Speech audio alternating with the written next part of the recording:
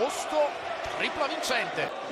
Il campionato si gioca ogni 3 giorni, ci si allena giocando, qui si addormenta e che allora Fightman, Chioda.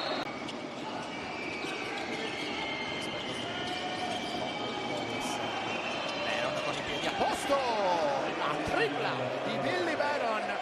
Fightman ancora, Pringles, Stone, Davis contro Laurenti, Stone, bene il perno, ancora una volta, Brandon Davis. La schiena per Davis, posto contro De Laurentiis, arriva l'ultimo anni, Davis, stanno tutti a scuola.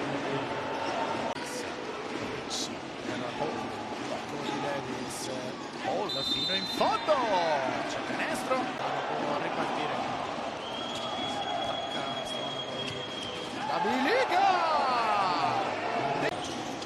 ancora per i Kanji, ci prova, balzo e gli scappati, allora Stone prende immediatamente la tripla e la mette, frontale di Julian Stone. Lamb per Stone, sono più che sufficienti, 2 secondi e 9 decimi.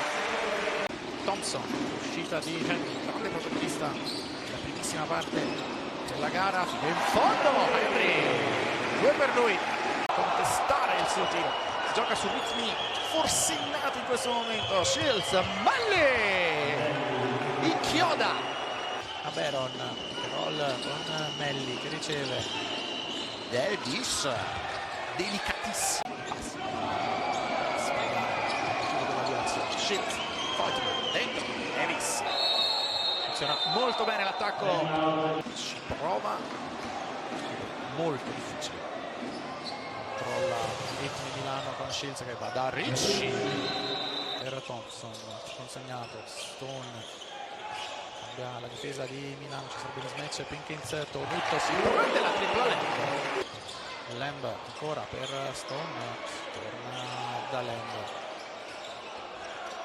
il handling di Lamb che si prende la tripla e anche questa finisce così. L'Emporio Armani Milano batte la Genova Scafati 75 a 66, una bella partita.